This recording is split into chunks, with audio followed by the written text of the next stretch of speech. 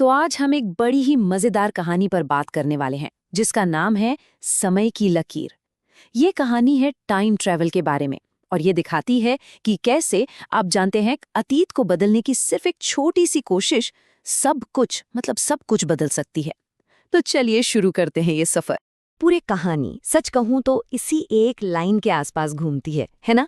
ये हमें बताती है कि शायद गुजरे हुए कल से छेड़छाड़ नहीं करनी चाहिए। पर सवाल ये है कि क्या हर कोई इस बात को मानता है? तो कहानी का हीरो है आर्यन। अब आर्यन कोई ऐसा वैसा साइंटिस्ट नहीं है, बहुत ही ब्रिलियंट है, लेकिन उसकी ये जो काबिलियत है ना, वो किसी बड़ी खोज के लिए नहीं थी। नहीं, वो तो बस एक बहुत गहरे जख्म को भरने में लगी हुई थी। उसका जो ऑब्सेशन था वो किसी अचीवमेंट के लिए नहीं, बल्कि दर्द और पछतावे से पैदा हुआ था। और ये ऑब्सेशन कितना बड़ा था, सोचिए जरा। पूरे 10 साल आर्यन ने अपनी जिंदगी का एक पूरा दशक सिर्फ एक ही चीज में लगा दिया, एक टाइम मशीन बनाने में। पर क्यों? आखिर क्यों? सिर्फ और सिर्फ एक गलती को सुधारने के लिए। और वो गलती थी एक ऐसा पल जो आर्यन को हर रोज हर पल अंदर ही अंदर खाता था। देखिए, 5 साल पहले एक कार एक्सीडेंट में उसकी छोटी बहन मीरा की जान चली गई थी। और सबसे बुरी बात ये थी कि उस दिन गाड़ी आर्यन खुद चला रहा था। बस यही बोझ, यही गिल्ट था जो उसे पास्ट में वापस जाने के लिए मजबूर कर रहा था। तो अब मिशन एकदम क्लियर था, है ना? 5 साल पहले का वो हादसा, आज टाइम मशीन पूरी तरह से तैयार है। और टारगेट भी सेट है। 15 अगस्त 2021, इतिहास का वही मनहूस दिन। तो अब आता है कहानी का वो पल जहां सब कुछ दांव पर लगा है। सोचिए वो सीन। एक तूफानी रात, लैब के अंदर मशीनें गूंज रही हैं, एक तेज नीली रोशनी चमकती है और बूम! आर्यन इतिहास बदलने के लिए टाइम में छलांग लगा देता है। और वो पहुंच जाता है। जरा सोच कर देखिए कैसा लगा होगा उसे। जब उसकी आंखें खुलती हैं तो वो ठीक उसी शहर के चौराहे कर खड़ा है और सामने से उसकी अपनी ही गाड़ी गुजर रही है जिसमें उसकी बहन मीरा बैठकर मुस्कुरा रही है।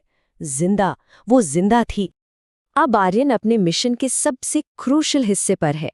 देखिए, उसे पूरी हिस्ट्री नहीं बदलनी, नहीं, उसे तो बस एक छोटा सा लम्हा बदलना है।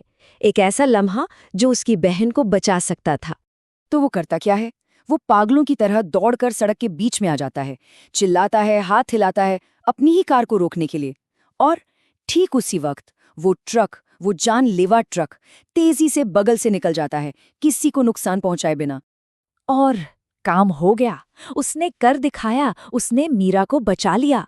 एक पल के लिए सोचिए आर्यन को कैसा महसूस हुआ होगा, जैसे उसने अपनी जिंदगी का सबसे बड़ा मकसद पूरा कर लिया हो। एक अजीब सी राहत, एक जीत का एहसास उसके अंदर दौड़ गया। लेकिन कहानी यहाँ खत्म नहीं होती। असली ट्विस्ट तो अब आने वाला था। जब आर्यन वापस अपने प्रेजेंट में लौटता है तो उसकी वो एडवांस्ड लैब वहां थी ही नहीं। उसकी जगह एक धूल और मकड़ी के जालों से ढकी हुई पुरानी टूटी फूटी जगह थी। वो इसे पहचान ही नहीं पा रहा था। उसकी दुनिया पूरी की पूरी बदल चुकी थी। जो असली प्रेजेंट था वो एक शांत शहर था, उसकी अपनी लैब थी और मीरा की प्यारी यादें थीं। और ये नया प्रेजेंट, यहाँ शहर में अफरा तफरी मची हुई थी, लैब खंडहर बन चुकी थी। और मीरा, हाँ, मीरा जिंदा तो थी, पर वो अब एक रिबेलियन को लीड कर रही थी, एक विद्रोही नेता बन गई। तो सवाल यह है कि आखिर ये सब हुआ कैसे? जो हुआ उसे साइंस की भाषा में कहते हैं द बटरफ्लाई इफेक्ट, यानी तितली का प्रभाव। कैसे एक जरा से बदलाव ने एक भयानक तूफान खड़ा कर दिया। देखिए, बटरफ्लाई इफेक्ट का कॉन्सेप्ट बड़ा सिंपल है। ये कहता है कि एक छोटी सी मामूली सी लगने वाली घटना, जैसे किसी तितली का पंख फड़फड़ाना, आगे चलकर एक बहुत बड़ा और अनसोचा नतीजा दे सकती है, जैसे दुनिया के दूसरे कोने में तूफान। आर्यन का मीरा को बचाना वही तितली का पंख फड़फड़ाना था।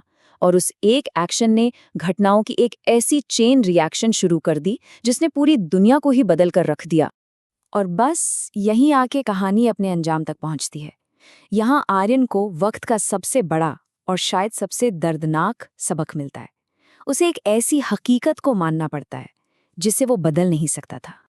आखिरकार आर्यन को समझ आ गया। उसे ये कड़वा सच मानना पड़ा कि समय के साथ छेड़छाड़ करना दरअसल कुदरत के खिलाफ जाना है।